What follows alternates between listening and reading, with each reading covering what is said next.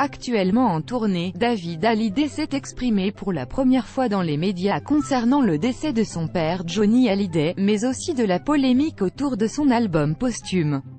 Non-Stop People vous en dit plus. 3 mois après le décès de Johnny Hallyday, David Hallyday a pris la parole pour la première fois dans les colonnes du Parisien.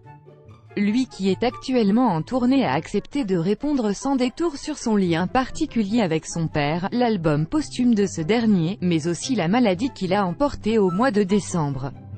Et s'il a tenu à garder le silence si longtemps, David Hallyday affirme que c'est parce qu'il n'est qu'un homme comme les autres. Quand on perd un proche, on souffre tous de la même façon. Je ne vois pas ce que je pourrais dire. Et puis mes sentiments, les choses importantes, je les fais passer dans ce que je sais faire de mieux, dans des chansons, a-t-il en effet confié à nos confrères. Il m'a toujours fait écouter ses albums, après être revenu sur le lien particulier qui l'unissait à son père. David Hallyday s'est évidemment épanché sur son album posthume, qui fait aujourd'hui débat. En effet, le chanteur, ainsi que sa sœur Laura Smith, réclament un droit de regard sur ses dits opus, chose qui leur est refusée par le testament du rocker.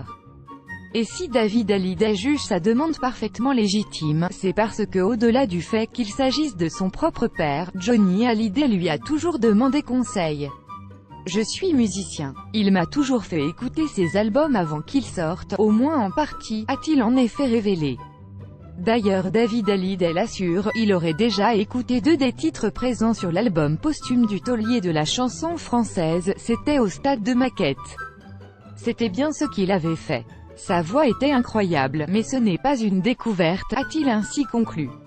Maintenant, reste à savoir si la justice lui permettra d'en écouter davantage avant la commercialisation de l'album, par Lana Muller.